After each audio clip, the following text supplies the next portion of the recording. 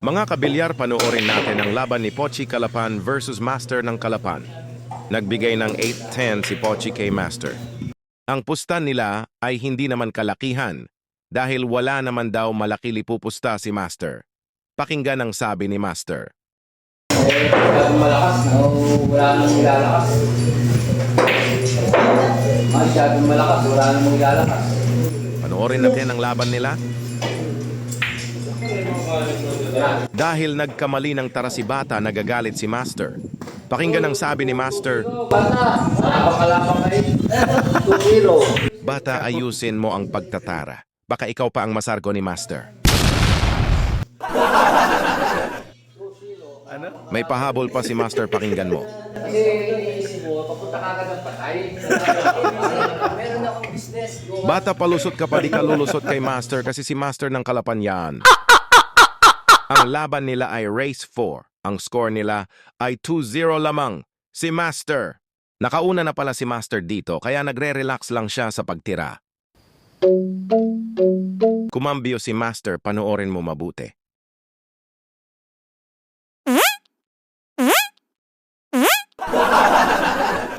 Titira si Pochi ng Kalapantago ang 1 ball, panoorin natin kung tatamaan niya.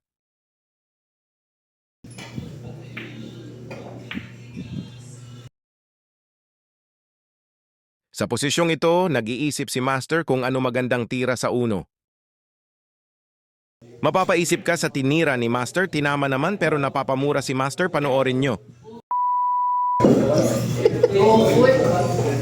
Itinuto ni Master kung saan niya gusto ilagay ang pamato kaso di nasunod ang plano. Titira ng ganun, Master, tapos nagagalit ka, kasalanan mo yon, Master.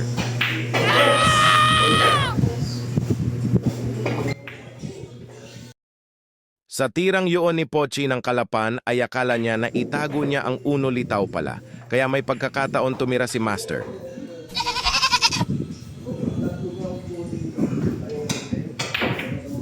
Pumasok ang 5, nakachamba si Master, hindi kita sa camera. Panoorin mo kung paano denoblete ni Master ang uno. Pochi, nakahara ka dyan, di ko makita kung paano ang gagawin ni Master sa uno. Pati si Master napahanga sa kanyang tinira, parang gusto pa niya ulitin, ang sarap daw panoorin. Ang ganda rin pala ng preparation ni Master sa 2 balls, panoorin natin ang gagawin ni Master. Ay, sa poking ina mo naman. Master, ayusin mo ang tira mo, nanonood ang manager mo, wag ka mura ng mura. Pakiramdam ko kinakabahan si Master.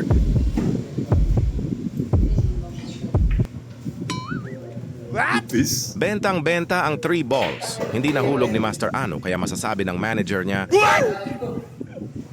eto na, ang pagkakataon mo, Pochi ng Kalapan, bumenta na ang 3 balls, magpakitang gilas ka na, nanonood ang manager mo. Maubos kaya ni Pochi ng Kalapan. Ang bola na titira, panoorin natin.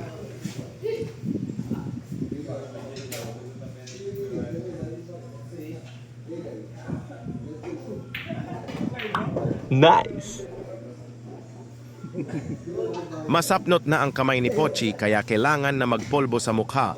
Hehehehe, joke lamang. Nangangali ang kamay. Titira na si Pochi, nag-extra pa si Jake. Dito panoorin mo.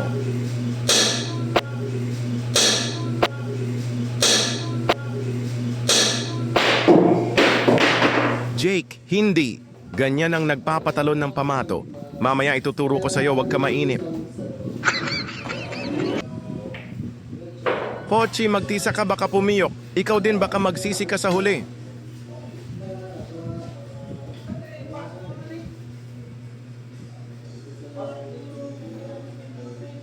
Pochi, ang tira diyan ay paikutin mo ang pamato yan, ganyan nga. Tingnan mo ang ganda ng resulta sa sunod na bola. Bumenta na ang 8 ball, wag ka na matakot.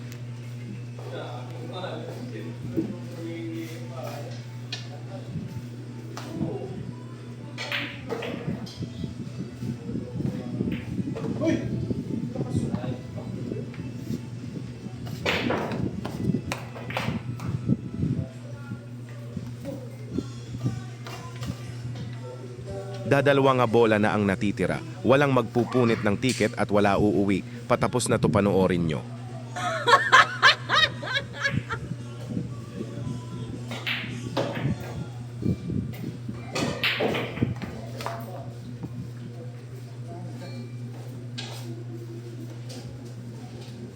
Kinabahan pa ang manager kasi hindi maganda ang resulta ng preparation sa 10 ball. Buti na hulog na kahinga ng maluwag. Yes! Grabe inubos ni Pochi ng kalapan. Ang mga natitirang bola na pahanga ang kalaban, pati ang mga manunood iba ka talaga.